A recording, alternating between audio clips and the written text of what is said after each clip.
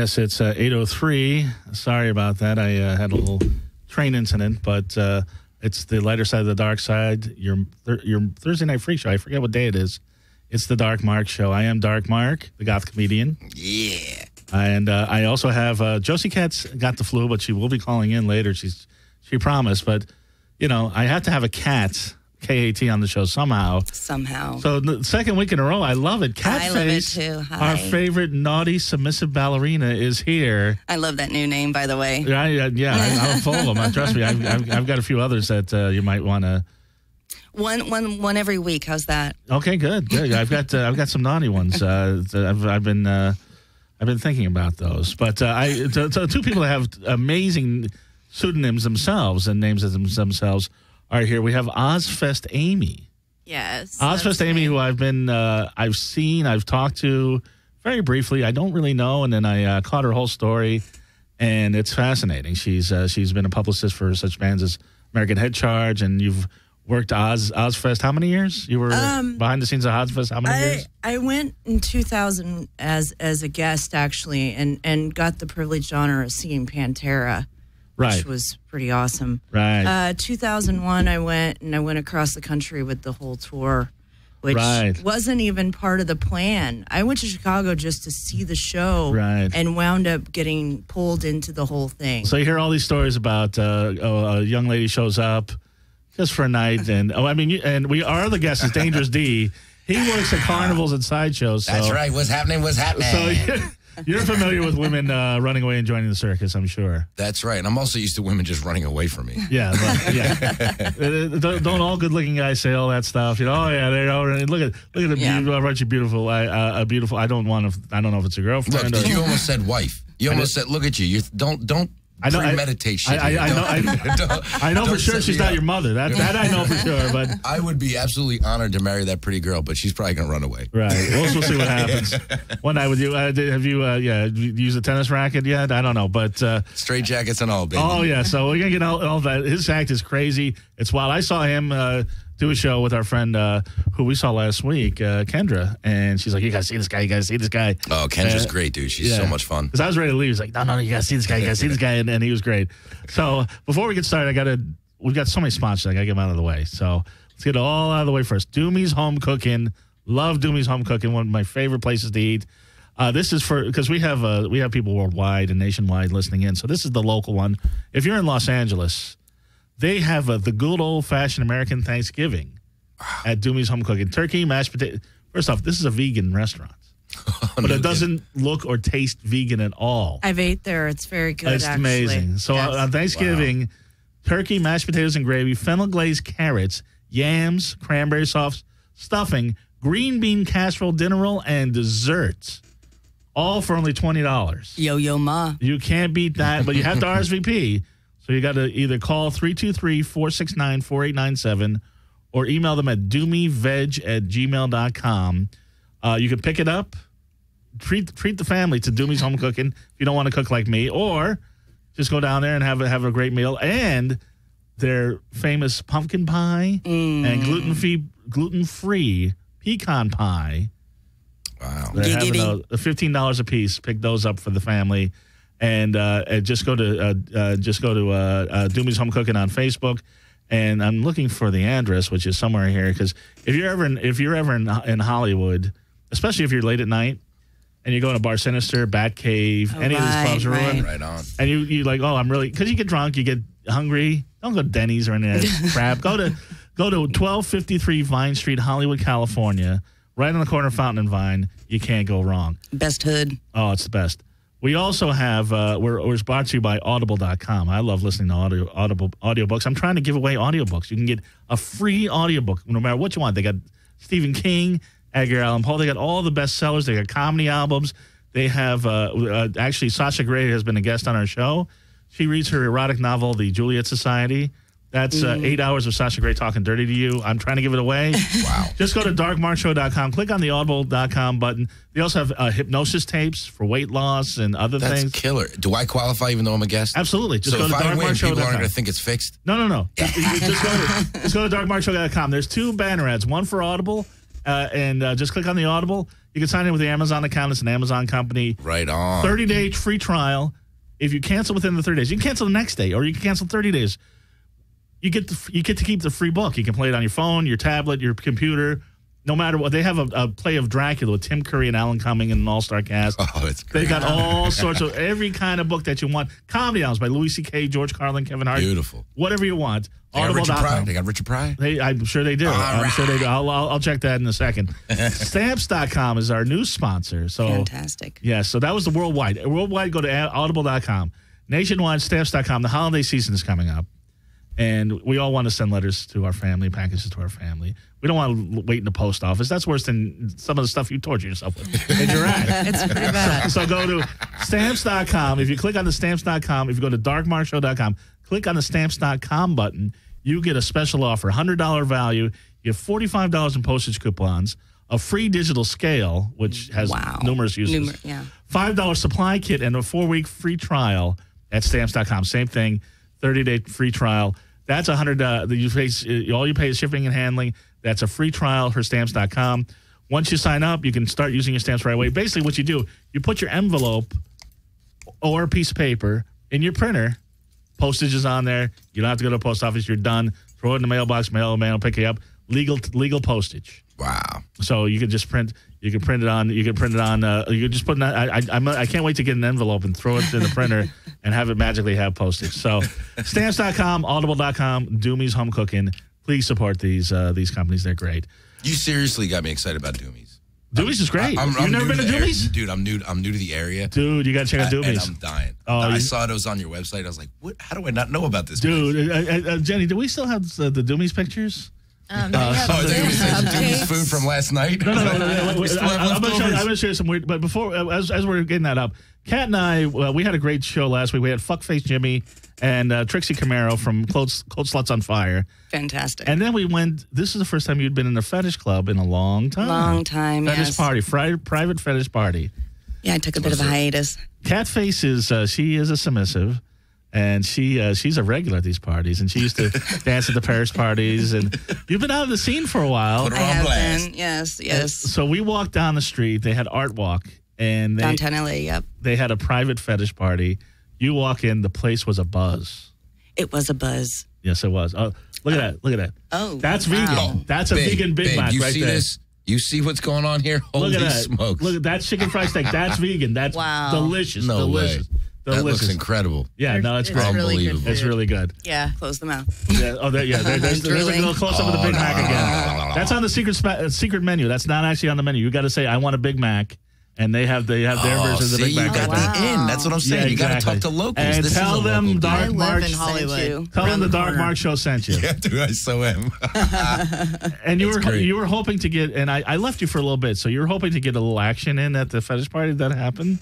Was I hoping? I don't know if I had any expectations. I was just curious to see this particular event because it wasn't as flamboyant as some of the parish events or any of the other events. Bondage Ball, Bondage Ball, Noise Factory. It was very, very low key, very upscale, if you will. It was kind of upscale. It was a nice little apartment, nice little loft downtown, and then we were there, and it was just like a regular party. They had some chips and stuff out. Kendra was serving drinks. And then, like, you go into this other room, and they're playing, like, drums. Like the drumming, yeah. I don't mean to do porn. that. You said it was like porn drumming, right? No, was okay, that you? I shouldn't even do that either. But it was like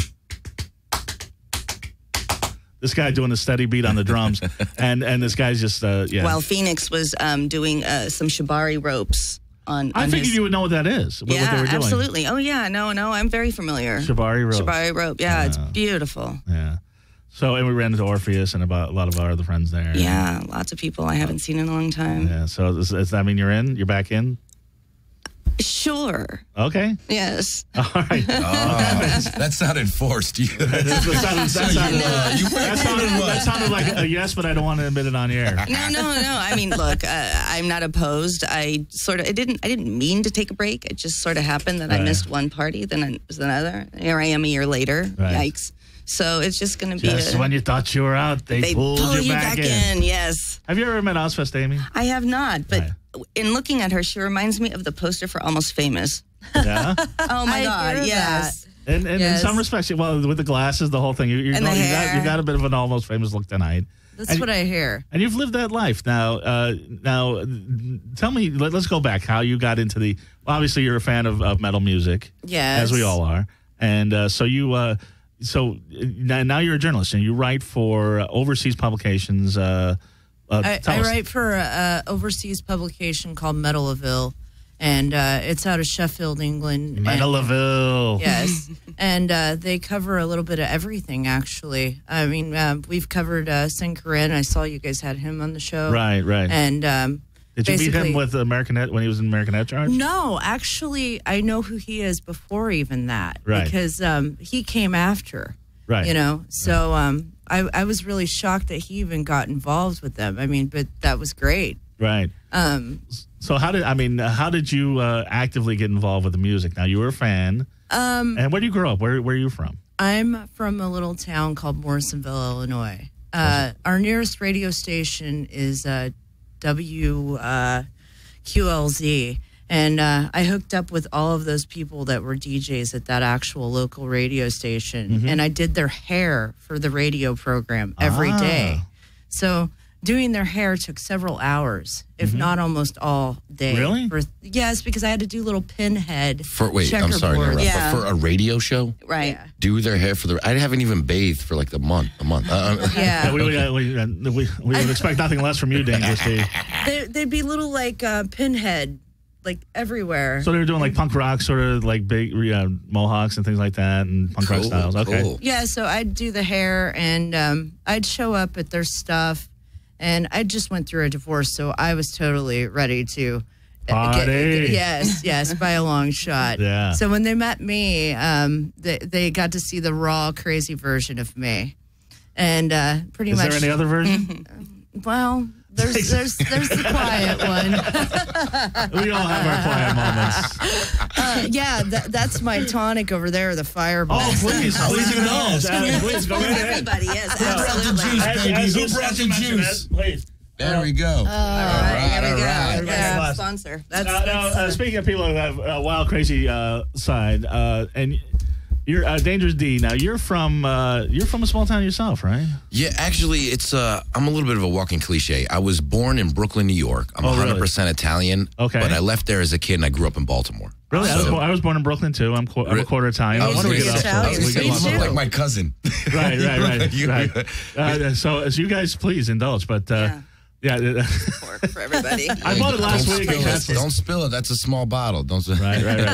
Yeah. So no accidents. So you're born in Brooklyn, but how did you grew up in Maryland? Or? I did in Baltimore. It's my pops was in law enforcement, and he traveled all over the place. He ended up landing in D.C. Yeah. So we grew up I basically grew up in an area called Severna Park, which was like right outside of Annapolis. But then when I was like a teenager, I rolled in and started hanging out in the city, and that's really where I developed doing what I'm doing in Baltimore, busking on the streets and just being a freaking idiot. And is Baltimore as rough as they say? I'll be honest with you, you have no idea, bro. Right? Yeah. I lived like in the projects. Right? Yeah, I'm talking about like all the guys from The Wire hanging out with you, and those guys didn't even come into my neighborhood. Oh, really? Oh, okay. Yeah, it was bad. You know what I mean? And it was funny because when I first moved out here, I've only been out here, maybe a little over a year. Right. And a good buddy of mine had been living out here a while, and he was like, "Look, now you're going to hear a lot of stuff about don't go here, don't go there, and don't go to this place." Right. The first time I came to downtown L.A., a friend of mine was like, "Hey, be careful. Be careful what you're doing, where you park, and how it goes." I came down here, there were white people walking around. Right. Okay, that is a good neighborhood. That is suburbia to me. Right. You know what I mean? So it was definitely rough. I'm glad to be out of there doing my thing out here, but nothing beats home. But I'm assuming that you were one of the few white people that were walking around Baltimore. Actually, I was the only white guy that literally lived within like 40 blocks of me, either way you looked. Right. But I'm Italian, so most black guys, they don't consider me white. Right. You know what I mean? So I got along with everybody. Exactly. No, I know the feeling. But but doing these stunts, I mean, is that how you sort of broke the ice and made friends, or that's exactly what it was. Anytime and I started in the neighborhood, I would go down to like area like the Inner Harbor, Fells Point, and places like that where there's a lot of activity. And I started out performing on the streets. I would show up with like a handful of some dangerous ass shit, anything that could hurt me or make me bleed. I'd throw my hat down, I'd start performing, build a crowd. Look at that crazy ass white boy. Exactly. And they loved it. They ate it up, and I love people. I love talking. I love just getting crazy and doing dumb shit. So we'd have like our own party right on the street. And I found out that so many people started crowding around these parties. It's illegal. Like, you're not even allowed to do that in Baltimore. You know what I mean? It's causing problems. So I was like, I got to get the fuck out of here. Go someplace where I can actually get paid to do this for real, you know? And here you are. Now I showed up, baby. I was going to say, born in Brooklyn, raised in Baltimore. Now I'm kicking Los Angeles' fucking ass. and you really are. It's funny because we had apparently one of your rivals on. I don't know, really? Rival. We had Houdini 1692 on. Rival. He's like my I don't even my Padawan. What do you want to call? I put that guy inside show. Right. No. He had nothing but great things to say about you. He's awesome. He's awesome. I met him a year ago, and he came to me and was like, "Hey, I'm into sideshow. I love this shit. I eat fire. I can do this kind of, a little bit, whatever. I'm really interested in getting into it." A year later, he's performing shows with me. He's awesome. He kicks ass. No, he's great. He's great. I tried to do the same thing because what happens is I booked you for my show, my album release party at CIA, which is a great show. Right. And then like afterwards, when he saw that you were booked, he's like, "Can I be on the show too?" I'm like, "No, not really. No, not gonna happen now. No, next one maybe." So, and then we had him on the show. He's great, but. He said that he used to watch Jackass and things like that, and that's how he kind of was inspired to do some of this stuff. Was that your experience, or? You know what? Every time you talk to guys that do dumb shit, and I don't do magic. I want that to be clear. I do sideshow, do like pain-proof stunt shit. You know what I mean? Right. The Jackass thing always comes up, and here's the thing. I'm an old guy, right? I'm 34, so you're ancient, right? So. I was around. Cats laughing. Right. I'm the same age. Well, in LA, yes, that is old. That's old, yeah. Well, I'm saying, it's right? over the hill. Yeah. I don't look like it. Don't get me wrong. I'm pretty as a peach, but I'm just saying, right? So I have the experience. You grew the beard back because you're too baby face. Right. So I was the same age as Knoxville and Bam Margera and all those guys when they were doing this stuff, and. Legitimately back then, you didn't have iPhones and cell phones and all this bullshit. Maybe you still had a friend that had a pager or whatever it was. So I was doing this stuff and not filming it when I was a kid. I was doing dumb. I was always that guy. I'd show up at a party, I'd put my head through a fucking wall. See how many panes of sheetrock I can crack on my face. Like I did dumb shit. Jumping to pull off the roof. Yeah, absolutely. I did that stuff. And then once Jackass and like the CKY, the Bam Margera shit started circulating around, I was like, shit, I'm already doing this. I'm going to film it and get paid. So I started filming, and then that snowballed, just doing dumb shit, snowballed into, wow, I can really take a lot of pain and really push my body to the limits. I'm going to sit down, script this out, and really go nuts and put a show together. And that's how I rolled into Sideshow. Yeah, see, that's why I don't do sideshow. I bruise easy. Do you go to the degree of stapling your actual ball sack to anything crazy like Steve-O went to the extreme when he did all that craziness? Yeah, what do you do with your balls? Absolutely. Well, I was going to say, we're only going to talk about stapling here, I hope, but you'll be surprised. I could parachute off a cliff with those fuckers. Are we going to get a demo of the ball stapling? We absolutely can, but here's the thing. I do that, but it takes $100 bill. If anybody in the room has $100 bill, that will get you, and you pull the trigger, that puts that nutsack to the leg. Bang. Well, that's Do you take checks? Do you take personal checks? Actually, I do. And I take credit cards. You can just slide them through my ass. Well, that is one of the things that you're known for. You at the end of the show, people come up and staple money to your body. That's right. I figure if you're going to throw down a hat and ask for tips, that's cool. And there's a lot of humanitarians out there that just want to throw something in your hat and help you out so I can eat. Right. But I want to earn those tips. If you're a real badass and you really want to be a part of the show and be liberated, get that bill out, walk up there and staple that. And I'm not talking about some bullshit office stapler. It's an industrial staple gun you buy at Home Depot. Roll up and bang, put it in good. Now, how much is for your face? I forgot. It's here's the breakdown. 1s and 5s to the body, 10s to the ass, 20s to the face, 100 puts the sack to the leg, and you pull the trigger. And how many sacks to the leg have you gotten Holy to see in LA? Everybody wants to do it?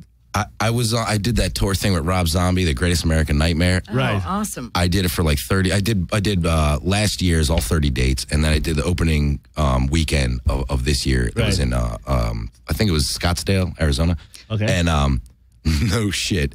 at least every other night I was getting 5 or 6 fucking people. As a matter of fact, at the VIP night for the show last year, it was like celebrity night. Had all these people out. Tommy Lee, boom, hit me. Andy Dick, boom, hit me. Kat Von D. No surprise with Andy Dick. Let me tell you, Andy. Not only did Andy Dick hit me, he hit me hard. I'm sure he did. Well, so that begs the question: does the nut sack still work? I mean, is it functional or is it completely does numb? Does the nut sack still work over there? Okay, yes, all it does. All right. Madeline Magnificent. Yeah, I was gonna say I'm Italian. I'm strong like bull. I take care of myself. Everything on me functions perfectly well. You wouldn't believe. Who else besides Tommy Lee and Andy Dick? You said another name and I didn't catch it. It was Kat Von D. Oh, okay. That all makes sense. And the funny thing is, she's a tattoo artist, and she's used to drilling and bleeding up. She didn't want to do it. Right. We had like 40 people coaxing her to do it, and she finally, she pulled the trigger, whatever. Which is crazy when people cringe when they're doing it, because that shit hurts me more than it hurts you. Like, what the fuck? You know? Do you think she was cringing because it would Probably hurt you? because she saw a ball sack. Yeah, was she cringing because she saw your dick, or was it? Well, I'm very careful. I try not to let the shaft roll out, but I do wear skivvies, and it might happen. Did you shave, or? Oh, yeah. Actually, you know what?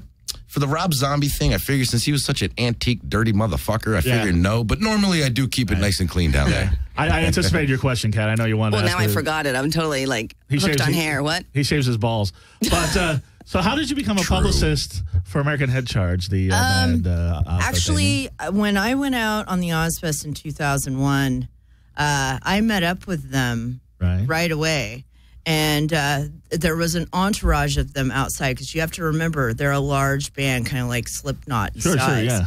So when they're sitting outside, you're very intimidated. Right. And for me, being a woman, to walk up and see them outside, I don't know whether I was appalled or intrigued, because it was a little bit of a combination of both. So I walked up and had to ask them, "What are you guys all about?" Right. And that's actually how it all started. Everybody else had streetwise demos that they were giving out as promos on the tour. Not me. I had a streetwise demo and an American Head Charge demo. Okay. So I had all their stuff, and they gave me their stickers, anything they wanted to distribute out. Now, were you there just as a fan, or you were there? You were actually working at that time? Yeah, I went in to get a job. This is the thing. WQLZ sent me in there, and I wasn't supposed to land the gig. Right. Okay? Right. They were going to make fun of me on the radio program when I bombed it. But I went in there with vampire fangs, hair extensions, a Hot Topics wardrobe when Hot Topics was cool. Yeah, they didn't have Lady Gaga shit down there. Like I had a whole lip service wardrobe. Right. And a trunk in the car filled with it. Trust me. Because I brought it with me. I'm picturing it right now. So anyway, so I looked the part. Right. So instead of not getting the gig, I got it. And the radio people were hostile. That they couldn't do the skit they wanted. They were tearing their hair out. That I did. But back then, like he was talking about, social media wasn't a thing. Right. So we were like the last tour that didn't have to endure the fact that anything could be captured that we were doing. Right. So it was no holds barred. And who else was on the tours? It was Black Sabbath, or was it Ozzy? Black Sabbath, original lineup. Right. I've seen them over 30 times with Bill Ward. That is awesome. Amazing. Right. Maybe one of the last times Bill Ward was on. And yes. And basically, Slipknot, and I'll say... Right when they were breaking big. Yes, totally. And still wearing the mask the whole 9 yards. Right. Disturbed. Right, when they were hitting big. Yes, I was there to see when they pulled them off second stage and had to put them on main stage. Because they were getting so big? It was getting really dangerous for the crowd. Really? Yeah. So they took them from Chicago, from second stage, and that's how they became a headliner. Right. And Mudvayne. Right. There was Spine Shank, which was like Metallica's baby, almost is what you want to call them. I remember them, yeah. And Union Underground, that's how I met Patrick Kinnison, who's now in Heaven Below. Okay. And so then American Head Charge, so you start like getting the word out for them. And you don't have any experience with this. You were, I guess, assuming a hairdresser, or? No, actually, my father was in a band and pushed me into music to the point where I had kind of the knowledge. that I needed to basically do everything. What band was your band? Led Zeppelin. He was in Led Zeppelin. No, but my father basically... It's a little band you might have heard of. They're called the Rolling Stones. Let's put it this way. I had girls try and hit on me because I look like my father. I've heard the craziest pickup lines. I want to screw you because you look like your dad. So your dad is a famous rock and roller. My dad's, well, in the Midwest. He never went anywhere else. When I asked him why... Who is Aldo Nova? Who is this? No. I'm a coal miner's daughter, so my dad had plenty of money. Any money? Who's your mom? My dad's Dave Yard. He's the vice president of the United Mine Workers. So he's got a heavy groupie following. Right. Yes. So he has a rock and roll past. Yes. So you've seen that world. So you were able to pick up American Head Charge and really I don't know that much about American Head Charge. Right now, they're in Charleston. Actually, Chris Emery got his wallet stolen in Baltimore when they did the gig. Oh, shit. I might have that. So, 6 Degrees of the Dark March. They're out, though, right now in honor of Wayne Static. They're still pursuing that tour with Powerman 5000, who you also know about from I performed with them at the Rob Zombie thing. They're fucking awesome. Oh, that's great. So yeah, they're all out together. So how do you become a publicist, and what did you do for American Head Charge? Basically, I followed them all the way through the Ozfest. I distributed out their demo as they needed it to be distributed to radio. I basically sent it out wherever it needed to be sent at the time. Street teams didn't exist.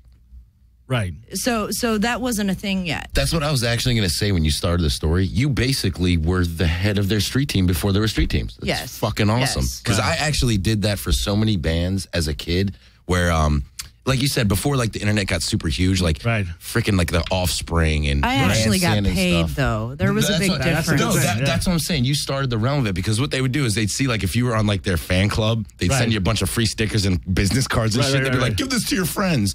And you did. You'd go out to shows and hand this shit out because you thought you were cool, and you basically were promoting for them for free all across the country. And you're like, shit, people get paid to do this? Like, and it works. Yeah. Oh, yeah. Yeah, pretty much. So, and basically, so I went out with them, and I rolled across the country, all the way across the whole Ozfest tour. Right. After that, I picked up and continued with the same bus they had, with the same driver. And the next band we picked up was Nickelback. And I'm not real happy about that. But if, whatever you think about Nickelback, if you were the publicist for Nickelback, I would say good fucking job. I mean, well, I met them in September 24th in Nashville, Tennessee at a Shoney's. And their CD came out September 11th. And I got to come in. 2001? Yeah, I got to tell them that they were... I thought now the World Trade Center bombing is the second worst tragedy on September 11, 2001. Their CD came out that very day. That might be the first. I believe... All right, maybe that's the first. Nickelback is a close second. Okay, I'm sorry. Well, I believe that's probably why that CD took off so well, though, because A Nation in Mourning needed something that had melody to see them in a time. I'm kidding. I don't. I'm fine with. They're not the best and not the worst. They're okay. They're fine. But no, I believe that's why they took off though, because that tragedy happened. You're probably right. Yeah. Otherwise, I don't think it would have happened. Right. What was? Do they have an inspirational song? I don't even remember. No. How You Remind Me took them off. Oh, that's right. Okay. So them. They had inspirational hair. So that would be. Oh God. Yeah. So you were in Ozfest and Nickelback. They were like playing the second stage, or no, actually they had their own tour. Everybody was coming out with them instead. Oh, okay. All right. They were doing festivals. When we showed up in Head Charge was working with them. No, they took over Head Charge's bus, and I stayed on it. Oh, okay. So I continued on with the next tour. Oh, wow. Is how it worked. Wow. Okay. Yeah. So were there other bands that used the same bus and you just kept on it? I just stayed on it. That's great. Who else was on the bus? Okay, the next thing that I did, the next thing that I did was I went out to the Masquerade in Tampa, Florida, because I made enough money doing music promotions to move to Clearwater, Florida, for 2 years. Right. I mean, I had a beach chateau. I could put my feet in the sand every day. Nice. I had a place that was sweet. Right. I mean, I made enough money, and I had the bus when the bands would fly back to Canada or wherever the hell they were from. Did you own the bus? No. Oh, okay. They would leave it, though, empty, and I'd just stay on it. Hell, why not? That's awesome. That's so great. Why not? Sorry, where would this bus be? It would just be parked out in front of my house. In front of your parking house. lot. So Right. basically, Right. we had to go to the airport, pick them back up, I and got use it. in the tour. Right. So after Nickelback, who used the bus? I went out and I met Drowning Pool for the Jägermeister music tour at the Masquerade in Tampa, Florida, and actually before Dave Williams died, Right. and I was devastated, by that. That was pretty bad for me because I drank Jaeger and I don't remember a whole lot of that night. So that's the last time he ever saw me before he passed away. Right. So it was probably pretty traumatic for him. Well, you said you saw Pantera on the Ozfest tour. Yes, There's I did. Some heavy drinking there, I would imagine. I'll tell you what, and the pyrotechniques and the flames and the way they did the whole Pantera set was just amazing. I've seen Pantera live. They're amazing. Oh. I saw them one of once us too, live and bands, it blew yeah. my fucking mind. Amazing. They're fucking awesome. And with no pyrotechnics, just them, just actually, I saw them open for Black Sabbath. Honestly, they were better than Black Sabbath. How I got turned on to Pantera is, and don't judge me because of this. Remember, I was a teenager. In 1994, I stole a car and drove it across country all the way to Los Angeles. And that and Typo Negative Bloody Kisses were the only CDs in the car. Okay. I had a manic depressant, a guy that thought he was a vampire, and a guy that claimed to be a bank robber from Detroit in the car with me. Well, yeah. Right. That's how I got introduced That's quite a carpool. to Pantera There you go. and the music. So that's the, I actually was pretty innocent before all of Talk that. about a traveling circus Yeah. sideshow. Holy shit. That's crazy. But compared to that, Nickelback's a breeze. But anyway, so Dangerous Deep. So where do you, because it's interesting because now you're sort of clarifying things because I was talking about Houdini 1692 and he does some of the same things that you do. Right.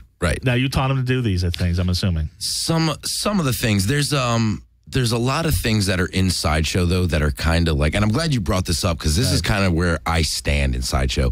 There's Sideshow's been around forever. People don't even realize how much Sideshow connects with American culture. Right. And the things that, I mean, circus and sideshows gave you pink lemonade. You don't even know where they, I mean, that like down home shit like that came from Sideshow. Funnel cakes. Yeah, you know what I mean? Stuff like that. But really what the thing is, there's a handful of feats and stunts that have been around since like the ancient fakirs of India. And they've been doing this stuff forever, like bed and nails and shit like that, right? So a lot of sideshow performers do the regular staple traditional stuff to tie it into Sideshow. Right. And the thing is, and I explained to Houdini and all the guys that I perform with, I got started in Sideshow in Baltimore with a dude named Chris Scarborough. He actually runs a podcast that's awesome that he wanted to get you on. I'd love to be on. Yeah, dude. Yeah, absolutely. It's called The Curioso, and it's just about crazy, wild people. Let's do it. Yeah, it's awesome. And he got me into it. And basically what I realized, performing with heavy hitters, I mean, guys that paved the way, Guinness World Record holders, all that kind of stuff. I mean, I was on America's Got Talent. I was on AMC Freak Show. I was going to ask you about that. You know, I've been on a bunch of different things. I've seen them all. I've met them all. I've done it all type of thing. I've performed in Vegas. I've performed the streets and the projects. I've done everything. And what you need to do in the realm of Sideshow is you have to create your own thing. Exactly. You have to come up with at least one fucking thing that you pioneered, not change something from the past and made it your own.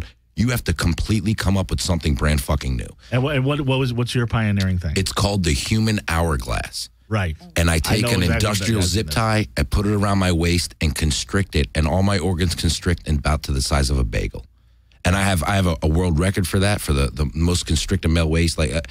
And nobody else does this. Nobody else does that type of thing. Right. And that's what it is. So you can do other stuff that's, traditional Sideshow. I almost want to go smoke a cigarette now. I'm joking. I have I've seen the picture. I got a zip tie with me. I'm jealous. Right, I was saying, it is the true. That's why I call it the human hourglass. It's the true. Like you heard of corsets. This is like. Well, I can constrict my stomach to a box of bagels, but not I got a hula hoop. I got a hula hoop for you. I'm sure. Yeah. Let's try with the hula hoop and we'll go there. But because I was I went to the Magic Castle this week, and I was with my friend Tessa LaCoyle, who's an extreme. Oh, awesome! Yeah, you know Tessa? Absolutely. Right. Yeah. So we were talking. Because I told her you were going to be on. She didn't mention that she knew you, but she was. I know who she is. She doesn't know me. Oh, okay, yeah, that's what it is.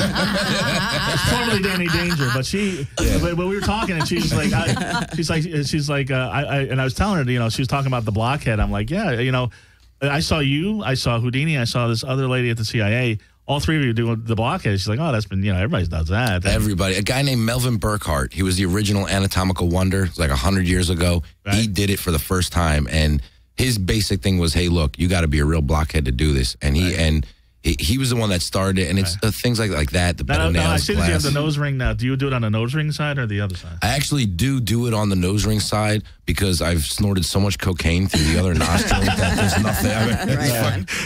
I'm just a deviated septum. You can fit a fist to that side. It's not impressive.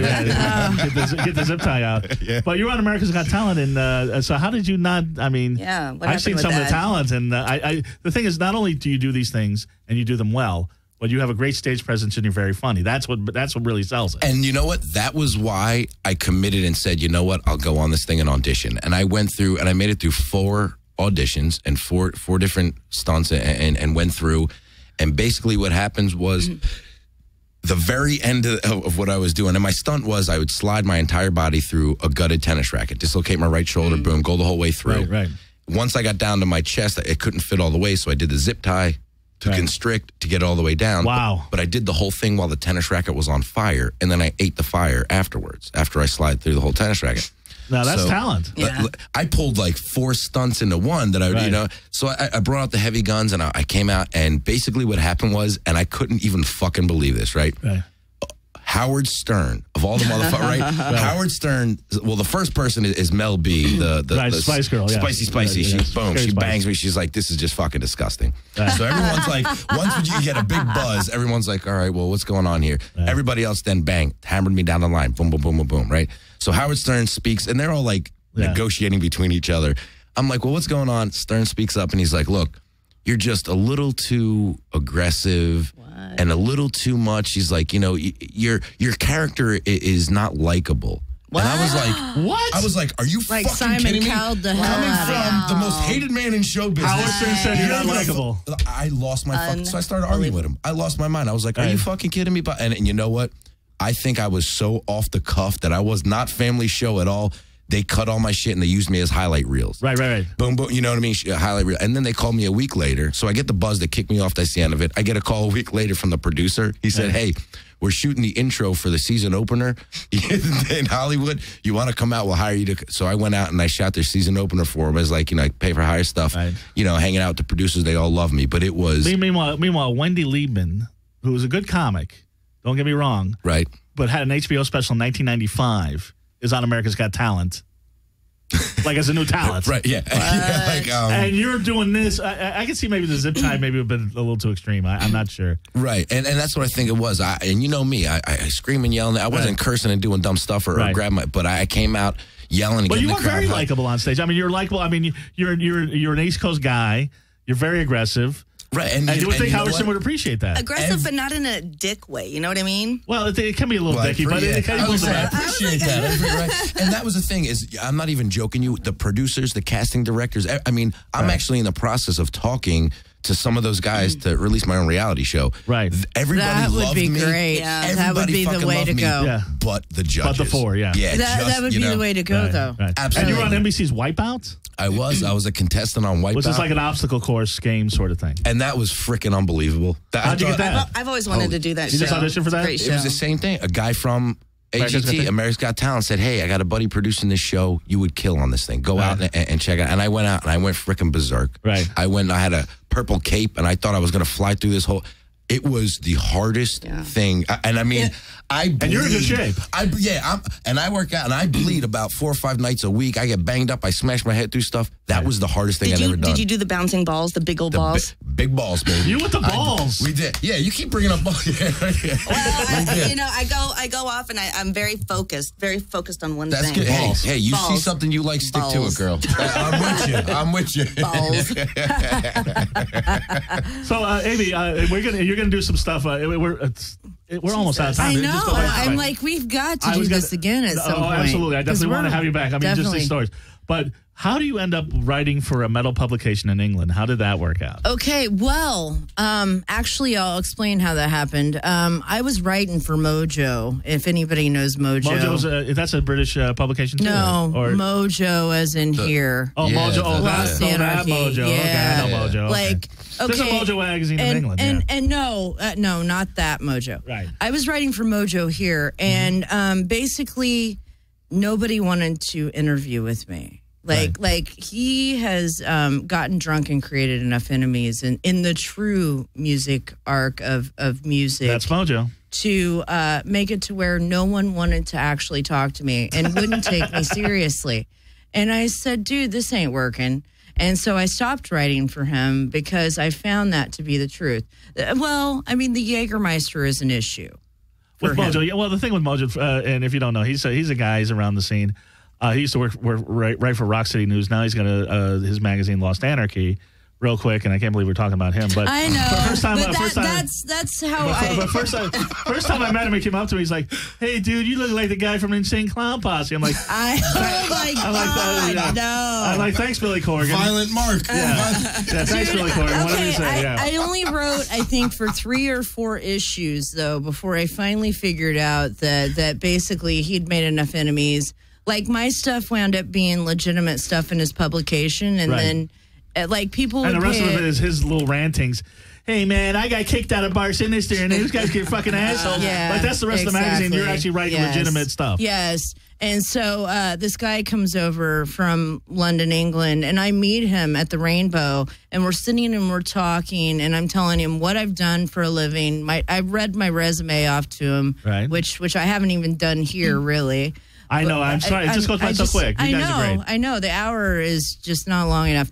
But so he goes, "Are you willing to write for me?" So I'm the only actual LA base for this London publication. There's not enough of me. I'm sure. I've got girls that want to work for me to actually shoot for me, but I can't afford to pay them because. Right. How am I going to make a profit right now? I'm at the point where I'm profiting, so why would I have anybody else do anything that I'm doing? Yeah. So after a certain point, yeah, it's going to take off. And who have you photographed and written about for this magazine? Oh God, King Diamond. I covered King Diamond at the Wiltern.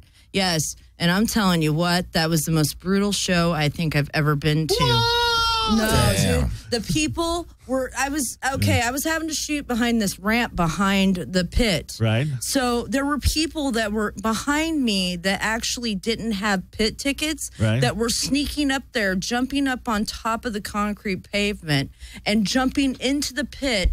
And there were shoes, there was sweatshirts, there were T-shirts flying off. There was so much stuff going over the top of me. I'm lucky I even got as good as shots as I got. Okay. It was brutal. Oh, was brutal.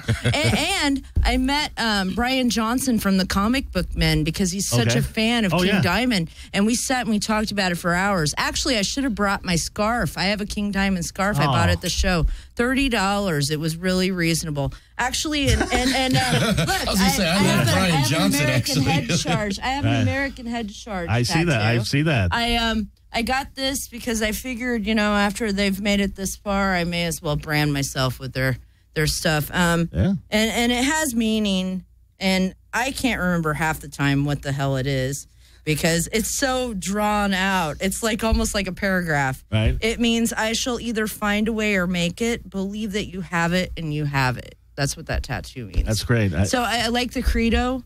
I think it's great and it's inspiring. Actually, AA should replace the it's for the Serenity Prayer. You know what? It works if you work it, so you work it. Yeah, they should replace it with that. Cameron has been sober for a while. Those guys met in a rehab, so for them to be still going on and making it and their new CD, I'll definitely come here and plug the hell out of it. Absolutely, yeah, and that's going to happen. And any metal hookups you got, man, I'd love to have these people. Would come in with them. You and King Diamond would be a great show. Oh, dude, Metal Blade so plugged my review of that. Right. I was so excited. Oh, that's great. They put me on their site, and I really appreciate all of that. Thank you, Metal Blade. Mm-hmm. Now, Bill Matoyer showed up for my 40th birthday party. Aww. And Society 1 played at the Whiskey that night. So, wow, that's awesome. Yeah. So I had a really good party. They played the show that we were at my album release party, and I've got some downloads for you guys. I think, Kat, Amy, if you guys can talk amongst yourselves for a minute or two, I'm going to set up the camera, and we're going to see Dangerous D, see what he's all about. You guys ready for that? That's awesomely cool. I think we're almost out of alcohol, too. I think I've drank like 3 shots. How much time do I have to do stuff here? You got 7 minutes. 7 minutes? All right, I'm going to do... I do want to see that. Hold on. We might be able... I'm going to ask Jenny. Jenny, is Nestor coming in? Yeah. You got okay, we got 7 minutes. All right, I'm gonna do one thing real quick for you, and then you're gonna help me out with something, Mark. Is that cool? That's cool. That's cool. Yeah. Balls. Does it have to do with balls? Hey, that's what we want to know. We can do the balls if you have it. If you're ready. Let me go across, and I'm going to put the microphone. Unless you can put the microphone on the edge of the table there. We want to make sure we can hear you.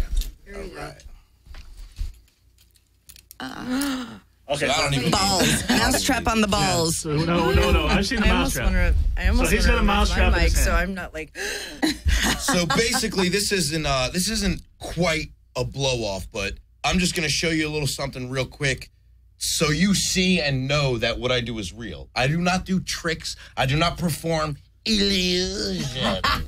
Everything I do is 100% real. I perform feats of human endurance and curiosities. Now, normally what I do is I would drop pants and snap this on the most tender spot of the body. That's right.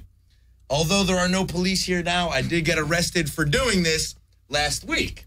Oh, wow. So I will snap this on the second most tender spot of the body.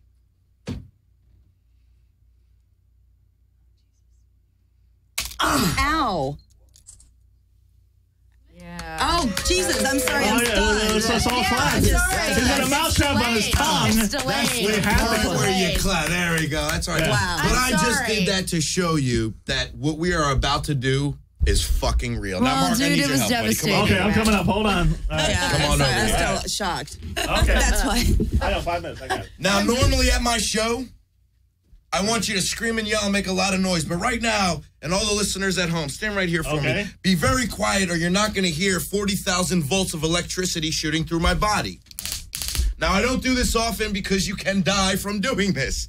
Now, Mark, this is all you need to do. Okay. Hold down that yellow button. Got it. The entire time as hard as you can, and stick it into my gut and do not let go. Okay. I will drop before you let go. You understand? I understand. Here we go. Mark knows how to do this. You're gonna I can tell you're from Brooklyn. Is this a taser or a stun gun? But make sure you're not. Stun gun. Make sure you're not going to hit the table, though. By the way, you're the second person that's done this on the show. Yeah. Really? Yeah. You might Tessa LaCoyle did this twice. Did she? But not in the guts. Did you say you're really going to fall? And not 40,000 volts, I guarantee that. All right. Here we go. Okay, you're going to tell me when to stop. Oh, I'll go down. I'll go down. Start squeezing it first and put it in. Go. Oh, wow. I don't hear you clapping. I think there's blood in my underwear. No, I've done this a few times. I don't hit the floor anymore. Yeah, I was curious. Yeah, that's what I was worried He's about. got a big arm on him. I didn't know how it was going to work. I might have dropped. But that's just a little taste. If you want to see the rest, check me out online. Dangerous D. My real name, for those of you, is Darren Malfi. That's a little awkward, right? Even though it sounds like a stage name. But hit me up online. I have a YouTube series. You can check out all that crazy shit. Bring your ass to Toxic Tuesday, where I do photos every Tuesday night. I'm in. That sounds like We something can put the I mic would back do. on. And, Darren, actually, that was crazy. Yeah, Tessa LaCoyle did it on her breast, but you're the first one with the stomach. So right. That's how they get you. That's how the police get you, right? right. Wow. You should come to. I think I'm going to Toxic Tuesday. Nicole's got some fudge for me for my birthday, but what kind of fudge? That sounds dirty. Yeah, well, I mean, we need entertainers like you. Actually, we've had a fire breather. We've had several different kind of things happen. I'm in. Yeah.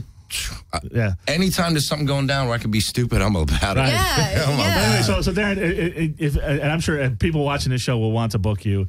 Give that all that information again. So Darren Melfi. All right, it's Darren Malfi, but really all you need to do is DarrenMalfi.com. That's DARIN. DarrenMalfi.com, or you can just Google Dangerous D. Get a hold of me, hit me up. I'll come out and perform at literally 3-year-old birthday parties all the way to XXX bachelorette parties. Now, what do you do at 3-year-old birthday parties? Balloon animals. Do you do the stun gun and stuff like that? Actually, balls. Yeah. Balls. Right. Well, if a 3-year-old had $100, you'd let them stay with you. Absolutely. Okay. And usually a 3-year-old that's having a party that hires a sideshow, their parents got money. Right. Well, yeah. And also saying both of you are great, and we're going to want to have you back on. Definitely. But I live in Hollywood, so it's easy for great. me. So not tonight. I live in the Valley. It wasn't too easy for me. But how do you get a hold of Ozfest Amy and get to see some of your writing? Actually, if you go to Metalville or if you log into Facebook, I'll actually post it up. It's easier to do that worldwide than to have to actually send anything out. That's METAA. METALLIVILLE. So there's 2 L's. Yeah. Okay. Yeah. So, and you're on Facebook and you're on. So it would be the UK publication. So it's UK.co, not like .com. Oh, that's right. Because it is. So do you have a rabid fan base in England? I would imagine. Actually, yeah. And my marriage proposals. My editor is coming over here in January, and we're going to cover some stuff together. Powerman 5000 is going to play the whiskey, actually, and my editor's birthday is the 17th, the same day as my mom's. Oh wow! So he was here for my 40th birthday. Not that I really need to tell y'all I'm 40, but I am. That's the third time you said it. I know, but. So do you like guys with like English accents? Could this be something that maybe has some? You know what? I'm Irish Italian, so I've dated a few of those. Yeah, that's what I am. That's and nice combination. And my editor is a super nice, sweet guy, and yeah, he really likes me. Hello, Amy. We want you to come over the pond. Hello, love. He really likes me, but you know, yeah, baby. We make we make a really great combination when it comes down to it, because he is over there, which means any band that comes to the UK, he can cover. Any band that comes to LA, which is like the music forefront here, we can cover. And follow Ozfest Amy on Twitter, Instagram, Facebook. Kat. Yes. Kat, you got 2 seconds. You got 2 seconds. Your cat face on Facebook, and you're teaching that. Yes, and www.cats-entertainment.com. That's cats with a Z-entertainment.com. Thank you. Everybody have a wonderfully creepy week. This has been a great show. Bye-bye. Mark, you're the man. Oh, my God.